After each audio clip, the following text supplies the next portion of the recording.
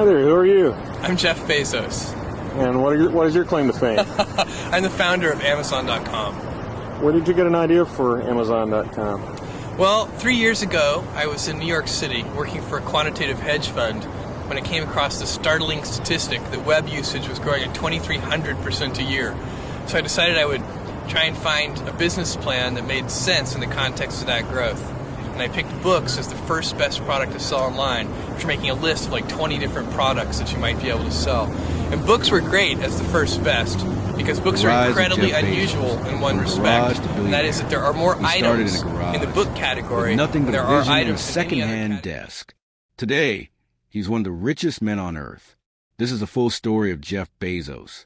From a curious boy to the founder of Amazon, to a billionaire shaping the future of space. Jeffrey Preston Bezos was born on January 12, 1964, in Albuquerque, New Mexico. His mom, Jacqueline, was just 17, and his father left when Jeff was just a baby. At the age of 4, he was adopted by Miguel Bezos, a Cuban immigrant. Miguel gave Jeff not only his last name, but the support and structure that helped shape a future leader. Even as a kid, Jeff was obsessed with invention. He built homemade alarms to keep his siblings out of his room and turned his garage into a mini lab. He wasn't just playing. He was building the foundation of a brilliant mind. Jeff excelled in school. He graduated valedictorian from his high school in Miami, then went on to study electrical engineering and computer science at Princeton University. After college, he worked on Wall Street, making good money, living comfortably. But Jeff saw something others didn't. In 1994, he read a stat that changed everything. The internet was growing at 2,300% per year.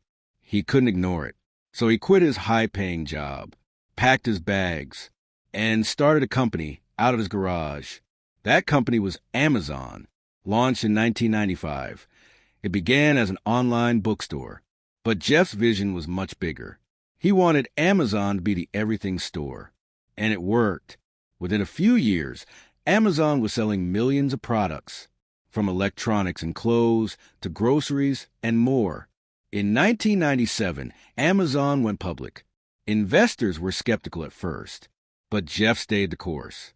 And then came Prime, Kindle, Alexa, and the cloud giant, Amazon Web Services, or AWS. By 2017, Jeff Bezos became the richest person in the world, and at one point, his net worth passed $200 billion. But his empire doesn't stop at Amazon. In 2000, he founded Blue Origin, a private space company. Its mission? To make space travel accessible to everyone. In 2013, he bought the Washington Post, reviving one of America's most iconic newspapers. Through his firm Bezos Expeditions, he invested early in Google, Uber, Airbnb, Twitter, and many more startups.